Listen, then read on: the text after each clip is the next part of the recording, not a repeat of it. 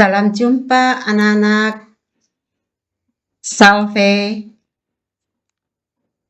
Semoga saya bisa menjumpai anak-anak sekalian dalam keadaan sehat. Pada kesempatan ini, Ibu mau menyampaikan materi untuk subtema keempat, yakni keluhuran manusia sebagai citra Allah. Adik-adik sekalian yang terkasih, di balik maraknya berbagai pelanggaran terhadap keluhuran martabat manusia, kita bersyukur karena muncul juga tokoh-tokoh yang memberikan pikiran dan pelayanannya dengan total untuk membela dan memperjuangkan keluhuran martabat manusia. Ajaran gereja dalam Katekismus Gereja Katolik nomor 357 menyatakan, karena ia diciptakan menurut citra Allah, manusia memiliki martabat sebagai pribadi. Ia bukan hanya sesuatu, melainkan seorang. Ia mampu mengenali diri sendiri, menjadi tuan atas dirinya, mengabdikan diri dalam kebebasan, dan hidup dalam kebersamaan dengan orang lain. Dan karena rahmat, ia sudah dipanggil ke dalam perjanjian dengan penciptanya untuk memberi kepadanya jawaban iman dan cinta yang tidak dapat diberikan suatu makhluk lain sebagai penggantinya. Dalam Katekismus Gereja Katolik nomor 358 dinyatakan juga, Tuhan menciptakan segala sesuatu untuk manusia. Gaudium et Spes nomor 12. Tetapi manusia itu sendiri diciptakan untuk melayani Allah, untuk mencintainya dan untuk mempersembahkan seluruh ciptaan kepadanya. Makhluk manakah yang diciptakan dengan martabat yang demikian itu? Itulah manusia, sosok yang agung, yang hidup dan patut dikagumi, yang dalam mata Allah lebih bernilai daripada segala makhluk lainnya. Itulah manusia, untuk dialah langit dan bumi, dan lautan dan seluruh ciptaan. Allah sebegitu prihatin dengan keselamatannya, sehingga ia tidak menyayangi putranya yang tunggal untuk dia. Allah malahan tidak ragu-ragu melakukan segala sesuatu supaya menaikkan derajat manusia kepada dirinya dan memperkenankan ia duduk di sebelah kanannya. Dalam Katekismus Gereja Katolik nomor 360, umat manusia merupakan satu kesatuan karena asal yang sama. Karena Allah menjadikan dari satu orang saja semua bangsa dan umat manusia. Dapat dibandingkan dengan Kisah Para Rasul bab 17 ayat 26.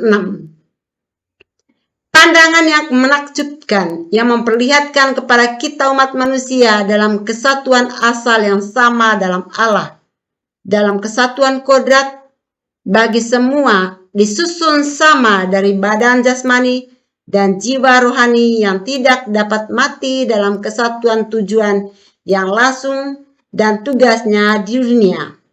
Dalam kesatuan pemukiman di bumi dan menurut hukum kodrat, semua manusia berhak menggunakan hasil-hasilnya, supaya dengan demikian bertahan dalam kehidupan dan berkembang. Dalam kesatuan tujuan adikodrati, Allah sendiri dan semua orang berkewajiban untuk mengusahakannya. Dalam kesatuan daya upaya untuk mencapai tujuan ini, dalam kesatuan tebusan yang telah dilaksanakan Kristus untuk semua orang. Dalam Katekismus Gereja Katolik nomor 361, hukum solidaritas dan cinta ini menegaskan bagi kita bahwa kendati keanekaragaman pribadi, kebudayaan, dan bangsa, semua manusia adalah benar-benar saudara dan saudari. Nomor 362 Katekismus Gereja Katolik menyatakan, Pribadi manusia yang diciptakan menurut citra Allah adalah wujud jasmani sekaligus rohani.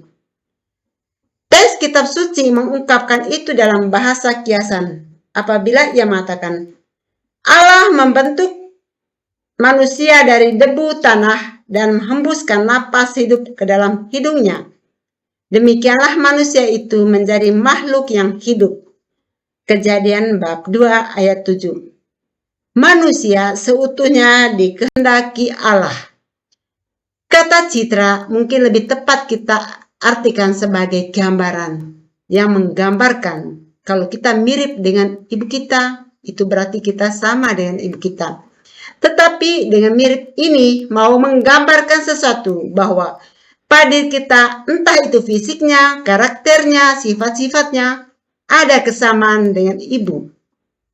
Dan kesamaan ini bukan dalam arti yang sebenarnya, tetapi merupakan gambaran dari ibu. Hasil karya, entah itu seni atau yang lainnya, dapat menggambarkan si penciptanya.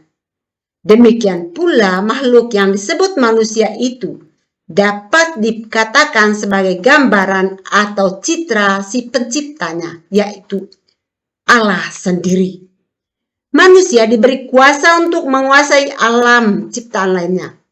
Menguasai alam berarti menata, melestarikan, mengembangkan, dan menggunakannya secara bertanggung jawab.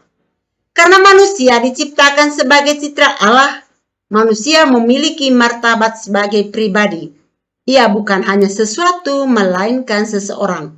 Ia mengenal dirinya sendiri, menjadi tuan atas diri sendiri, mengabdikan diri dalam kebebasan, dan hidup dalam kebersamaan dengan orang lain, dan dipanggil membangun relasi dengan Allah sang penciptanya. Persaudaraan sejati adalah persaudaraan yang dihayati atas dasar persamaan kodrat sebagai sesama ciptaan Tuhan dan persamaan kodrat sebagai citra Allah. Persaudaraan sejati tidak membedakan orang berdasarkan agama, suku, ras, ataupun golongan.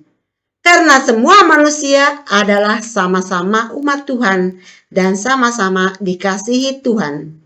Maka setiap orang yang membenci sesamanya, ia sama dengan membenci Tuhannya. Demikian saja penyampaian materi, dan untuk perhatian dari adik-adik sekalian, semoga adik-adik dapat menyimaknya. Sekian dan terima kasih.